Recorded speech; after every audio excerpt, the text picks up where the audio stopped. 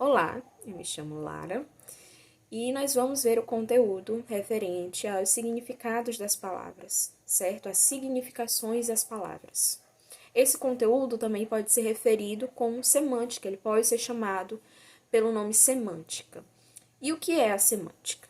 A semântica é uma área de estudo, certo, da língua, dentro da língua portuguesa, que vai estudar os diferentes significados que uma expressão ou que alguma palavra pode ter.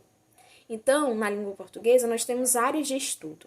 Nós temos áreas de estudo para o som, então nós temos áreas que estudam os sons da língua portuguesa. Nós temos áreas que estudam os textos, a maneira com que os textos existem e como eles podem se caracterizar. Nós temos áreas que estudam as frases, que é a área de sintaxe, por exemplo, onde a gente vê a função das palavras, certo? E nós temos essa área chamada semântica, que é a área que estuda a relação entre as palavras e os significados que elas podem ter, as significações que elas podem ter, certo? E para a gente entender como funciona essa questão de representação e de sentido, a gente precisa entender que a língua, ela só existe e nós só conseguimos nos comunicar tanto na língua portuguesa quanto em outras línguas, porque essas línguas são organizadas, elas são estruturadas. Como é que elas se organizam? Como é que elas se estruturam? Elas se organizam e se estruturam a partir de símbolos. Os símbolos são unidades de representação, então é como se eles fossem unidades, partes na língua, certo? Elementos da língua. E esses elementos são formados por duas faces ou por duas partes. Ele é composto por duas partes, certo? O símbolo, ele é composto do significado, que é a coisa em si, que ele está querendo dizer, que ele está querendo referenciar, e significante, que é a representação através de letras, a representação através de palavras, certo? Então, por exemplo, quando eu leio a palavra maçã, eu estou ali vendo um símbolo, um signo, certo? Também pode ser chamado assim. E esse símbolo, ele é composto de duas partes. Ele é composto de significado, que é a maçã em si, a coisa que eu pego, que eu sinto vermelha, vejo a cor, né, da maçã, que eu como, que eu sinto o cheiro. Então, a coisa em si é chamada de significado. Mas eu também tenho o significante. O significante é a maneira com que eu represento aquela maçã, através de letras, através de palavras, através de sons, através de sílabas, é a própria palavra maçã. Maçã, com M, A, cedilha, A, tio. Então, eu tenho a representação da coisa, certo? E é através desse método, dessa organização de vários símbolos, que uma língua consegue se formar. Porque uma língua, ela sempre vai ter uma representação, uma palavra, um som ou um conjunto de sons para se referir a uma coisa da nossa realidade. É assim que uma língua se organiza. E a semântica é a área de estudo dessa organização. Então, é a área que estuda os vários fenômenos que nós podemos encontrar dentro dessas relações entre significados e representações, certo? E nós vamos ver alguns desses fenômenos, alguns desses acontecimentos que podem existir na língua, alguns acontecimentos, certo? Por exemplo, nós temos a sinonímia e a antonímia, que vocês podem encontrar como sinônimos e antônimos. A sinonímia e a antonímia são fenômenos. Quando a gente fala de sinonímia, a gente está falando da existência de palavras sinônimas. Palavras que são sinônimas são palavras diferentes, mas que têm uma semelhança de sentido. Elas têm uma semelhança de significado. Então, elas têm uma carga semântica que é semelhante. Então, por exemplo, quando eu uso a expressão meio ambiente e quando eu uso a expressão natureza. Eu sei que essas palavras, elas não são literalmente iguais, né? Mas elas carregam o mesmo sentido, elas carregam o mesmo significado. Então, geralmente, eu consigo utilizar uma para substituir a outra. Isso é o que nós chamamos de sinônimo, certo? Quando eu tenho palavras que são palavras diferentes, mas que elas têm a mesma carga de significado, elas têm a mesma carga de sentido. Às vezes até o ponto de a gente conseguir trocar uma pela outra sem danificar a nossa intenção, sem danificar o sentido que a gente está querendo passar para o nosso leitor, certo? Nós temos também as palavras antônimas, que são palavras que são diferentes e que elas têm uma relação de contrariedade, de contradição, de oposição. Então, são palavras que são contrárias uma à outra. Por exemplo, calor e frio são palavras diferentes e que também, além de ser diferentes, são opostas. Então, elas são opostas em sentido. Eu tenho uma em um extremo e eu tenho outra em outro extremo, certo? Isso são palavras antônimas. E elas participam desse fenômeno chamado antonímia. Além disso, eu tenho um fenômeno chamado hiponímia. E tem o oposto dele, que é hiperonímia, certo? A hiponímia, ela acontece quando eu tenho uma palavra específica dentro de um conjunto que representa algo maior, certo? E o hiperônimo é justamente quando eu tenho uma palavra que ela tem um sentido mais amplo, ela tem um sentido maior e que abrange vários outros termos específicos. Por exemplo, quando eu digo hoje estudei muitas disciplinas, eu estou me referindo às disciplinas escolares, certo? Então, essa palavra disciplinas é uma palavra que ela é abrangente, ela é capaz de abranger outras palavras mais específicas dentro dela. Por exemplo, arte, português, matemática, inglês. Essas palavras mais específicas que entram dentro desse termo que é mais amplo são os hipônimos, certo? Então, os hipônimos são as palavras utilizadas para se referir às coisas mais específicas de um conjunto. E o hiperônimo são as palavras que fazem referência a algo abrangente, que fazem referência a um conjunto, que fazem referência a um grupo. Então, são palavras que abrangem mais conteúdos, abrangem outros termos mais específicos chamados de hipônimos, certo? Além disso, eu tenho a paronímia. A paronímia, ela vai acontecer quando nós tivermos palavras parecidas, que elas se assemelham em algum ponto, mas que têm significados diferentes, certo? Então, elas são semelhantes nos significantes, nas representações, seja na escrita, na fala, mas elas são só parecidas e são completamente diferentes no sentido, certo? Já a gente vai ver um exemplo e talvez fique um pouco mais claro. Mas uma maneira de lembrar, para quem estudou figuras de linguagem, é lembrar da figura de linguagem paronomásia, que é quando eu utilizo justamente a semelhança de palavras para fazer um jogo de linguagem dentro de um texto, certo? Além da paronímia, nós temos a homonímia, que é bem parecida, então a gente precisa ter um cuidado para não confundir. E nós temos um outro fenômeno, que é o fenômeno de polissemia, certo? Quando a gente fala de homonímia, a gente fala de palavras homônimas. São palavras que são iguais em algum quesito, certo? Então, quando a gente estava falando de paronímia, a gente estava falando de palavras parecidas. Elas se assemelham, tem um som parecido, ou tem uma grafia parecida. Mas, no caso da homonímia, a gente fala de palavras que são iguais. Elas são iguais, literalmente, ou na escrita, ou na fala, certo? Mas, ainda assim, elas têm sentidos diferentes. Então, a gente vai já também ver alguns exemplos que vão ajudar a esclarecer. A homonímia, ela tem tipos, certo? Então, a gente precisa diferenciar um pouco esses tipos. Além da homonímia, nós temos um último fenômeno, que é o fenômeno da polissemia.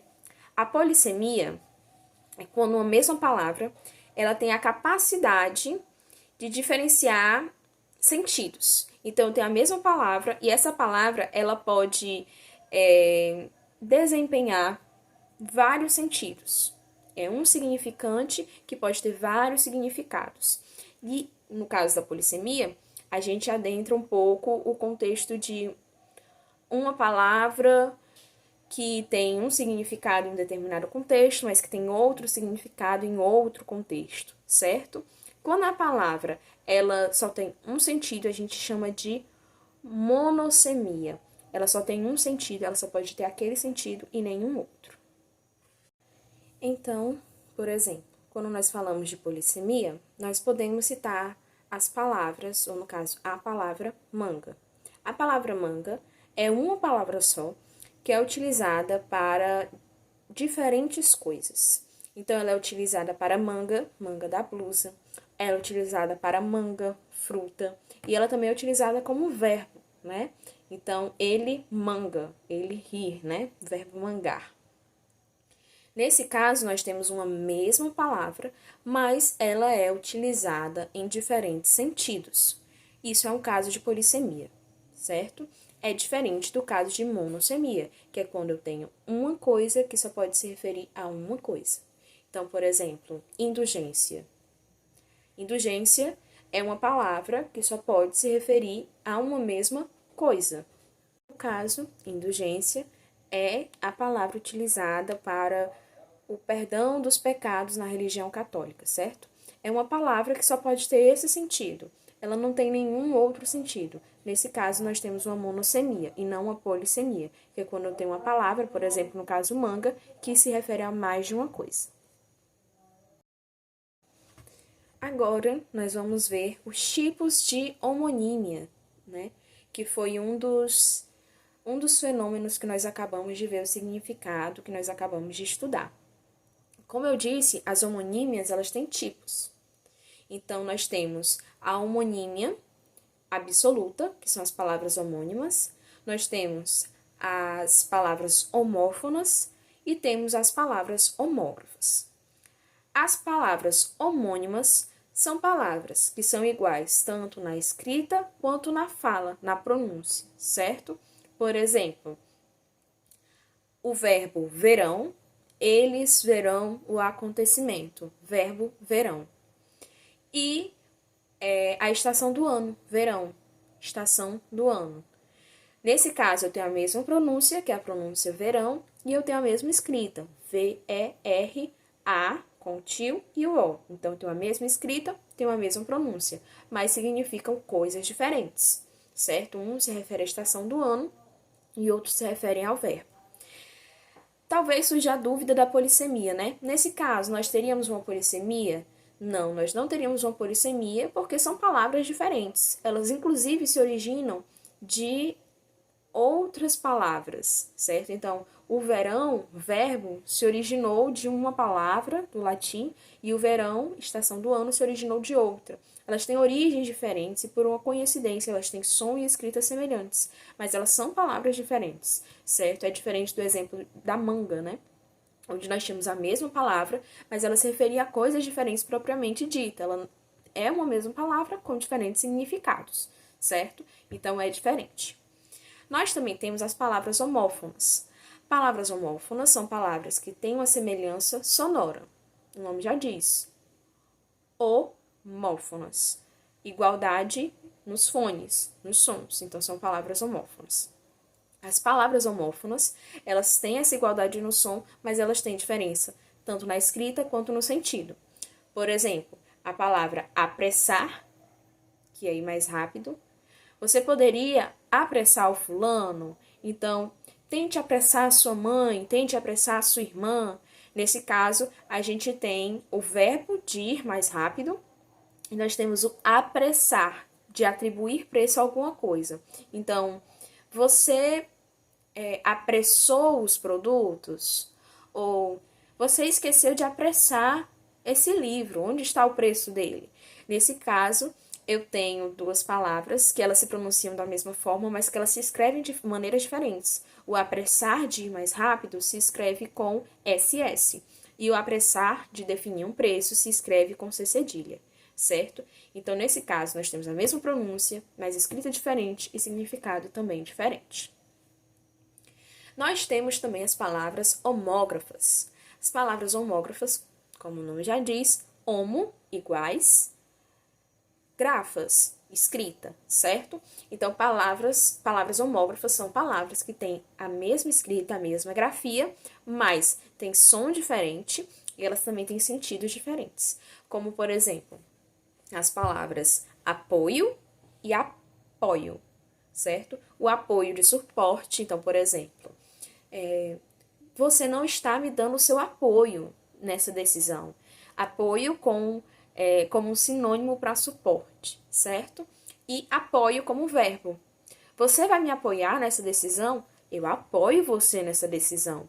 Então, nesse caso, eu tenho um verbo, ok? São palavras que se escrevem da mesma forma, mas que elas têm sentidos diferentes, significados diferentes, e elas também têm pronúncias diferentes. Então, elas só são semelhantes, na escrita. E aqui um exemplo de um parônimo, né? De parônimos. Justamente para a gente conseguir diferenciar da homonímia, a paronímia da homonímia.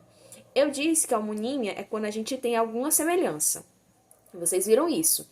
Nas homônimas nós temos semelhança gráfica e sonora, nas homófonas nós temos semelhança apenas sonora e nas homógrafas nós temos semelhança apenas gráfica.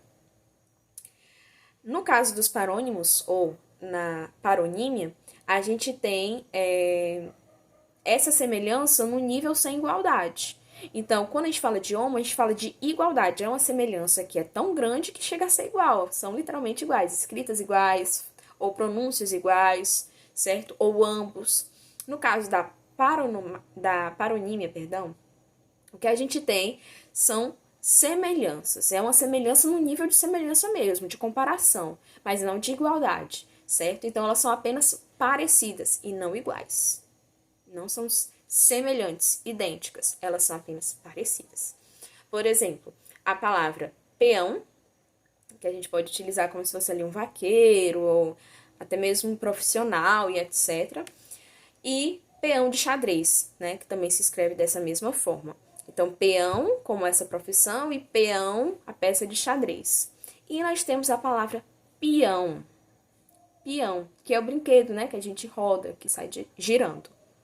Nesse caso, nós temos pronúncias diferentes, nós temos escritas diferentes, porque um é com E e outro é com I, e nós também temos significados diferentes. No entanto, eles se diferem apenas por uma letrinha, então eles são parecidos, mas não são iguais. Nesse caso, a gente tem uma paronímia, certo? E é isso que vai diferenciar uma paronímia de uma homonímia.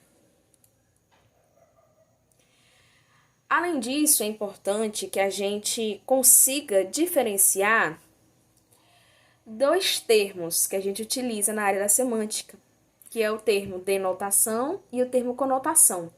O que é uma coisa denotativa e o que é uma coisa conotativa, certo? O que é algo denotativo? Algo denotativo é algo que tem um sentido literal. A coisa tal qual o significado que a gente conhece. Então, a coisa ela está atrelada diretamente ao significado que nós conhecemos.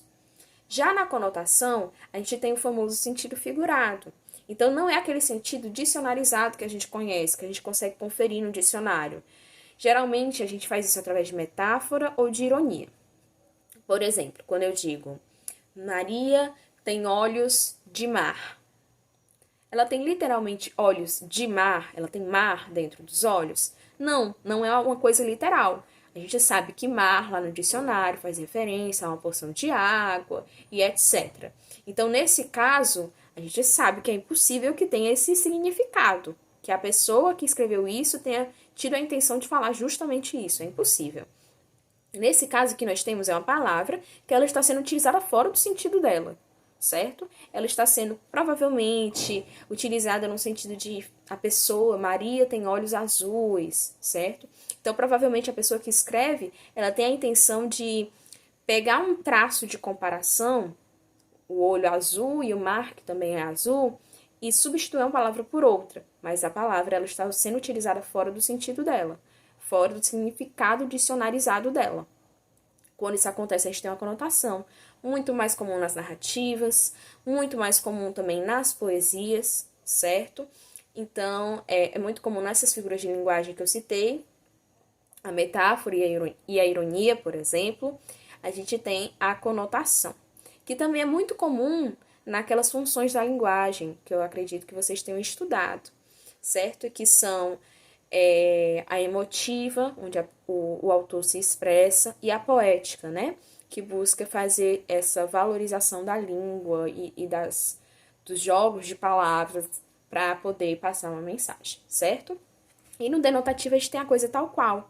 Então, Quando eu digo um ônibus atropelou uma moto, é literalmente ônibus, é literalmente atropelou, é literalmente moto, certo? Então eu pego a coisa tal qual. Geralmente a gente encontra em textos mais informativos, notícias, reportagens, certo? Ou até mesmo nos textos dissertativos argumentativos que a gente vê nos vestibulares.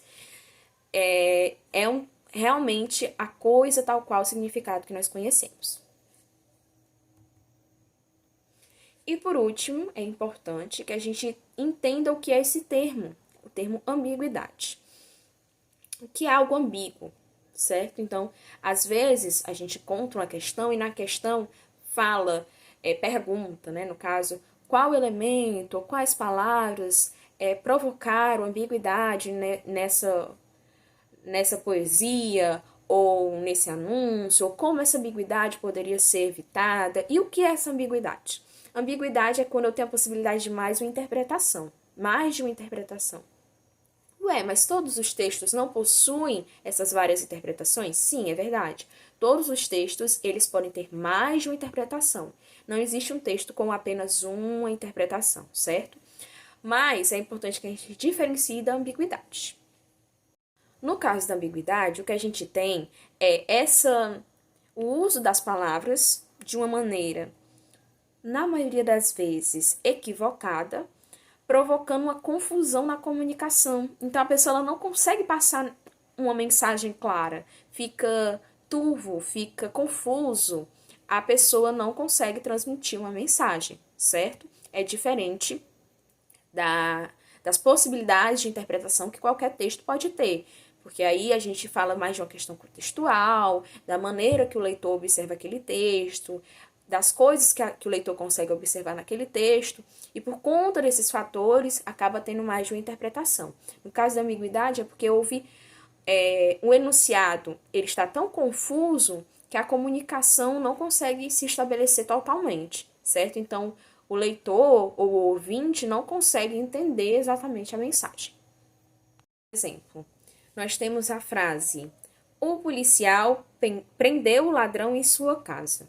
O policial prendeu o ladrão em sua casa. Esse sua está fazendo referência a quem? Ao policial ou ao ladrão? Então ficou ambíguo, certo? A mensagem ela não fica clara. O leitor ele não consegue ter certeza de onde o ladrão foi preso. E isso é um caso de ambiguidade. Então não é apenas interpretação, é uma dificuldade na própria comunicação por conta da escolha de palavras ou da colocação das palavras, certo? Isso se chama ambiguidade. É isso, caso reste alguma dúvida, pode voltar o vídeo, ver mais de uma vez, certo? É realmente uma questão de entender os significados dessas palavras e os significados desses fenômenos e também de conseguir memorizá-los, certo?